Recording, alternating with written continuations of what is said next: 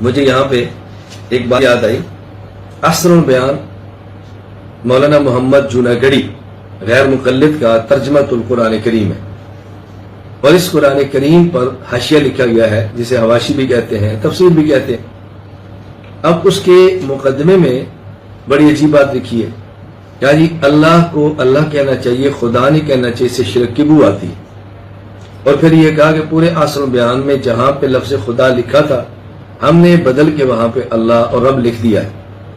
تو میں نے اس پر ایک تبصرہ کیا، 1 گھنٹے کا تفصیلی تبصرہ اثر البیان پر موجود ہے، آپ اس کو سن سکتے ہیں۔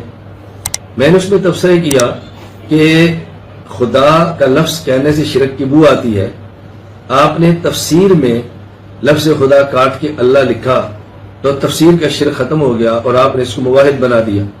وہ مصنف جو خدا خدا لکھتے دنیا سے چلا گیا اس کا کیا بنے گا؟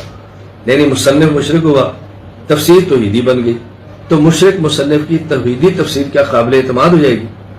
تو سوال یہ ہے، اگر تقلید شرک ہے جیسا کہ یہ حضرات کہتے ہیں تو حضرت امام بخاری رحمہ اللہ تعالیٰ تو مقلد ہے، تو اگر ان کی بات کو مان لیے جائے تو امام بخاری رحمہ اللہ کو کس کھاتے میں یہ ڈالیں گے؟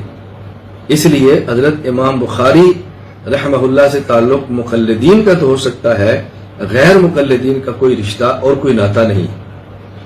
تو حضرت امام بخاری نور اللہ مرقدہ ہمارے ہیں، یہ کسی اور کے نہیں ہے، بخاری سے ہمارا تعلق ہے، ہمارا رشتہ ہے۔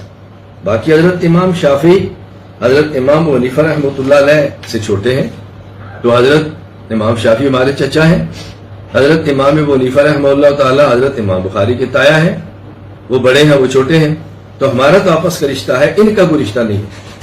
تو میں یہ آپ کی خدمت میں بات عرض کر رہا ہوں کہ حضرت امام بخاری رحمہ اللہ سے تعلق اور نسبت کس کی ہے، تعلق ان کا ہے، نسبت کس کی ہے، اس کو اچھی طرح سمجھا کریں، دل چھوٹا نہ کیا کریں۔